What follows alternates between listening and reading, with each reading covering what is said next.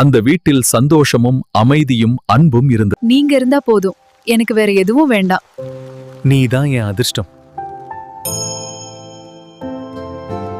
ஆனா பணமும் அகம்பாவமும் வந்த பிறகு அந்த வீடு மாற ஆரம்பித்தது. சண்டைகளும் பிரிவுகளும் அதிகரித்து அந்த வீட்டின் மகிழ்ச்சி மெதுவாக குறைந்து கொண்டே போனது. வீட்ல அமைதி இல்லையே. என்ன கேள்வி கேட்காதே. இப்போதே இந்த இடத்துல இருந்து கிளம்பும் வேலையை பாரு மற்றும் என்னை நிம்மதியா இருக்க விடு. இல்லாத இடத்தில், மரியாதை இல்லாத வீட்டில் மகாலட்சுமி தங்க மாட்டாள். நான் செய்த தவறுகள் என் வாழ்க்கையே காலி பண்ணிடுச்சு. எனக்கு எல்லாத்தையும் இழந்துட்டோம் போல தெரியுது. உண்மையான செல்வம் பணம் இல்ல, அன்பு மட்டுமே. மனசு மாறின இடத்துலதான் மகாலட்சுமி திரும்ப வருவாள். அந்த இடத்துலதான் நம்முடைய மகிழ்ச்சியும் நிம்மதியும் மீண்டும் நிலைத்து நிற்கும் என்று நான் ஆழமாக நம்புகிறேன். உடந்து தங்கும் அன்பும் மரியாதையும் இருக்கும் வீடுதான் உண்மையான செல்வம் நிறைந்த வீடு.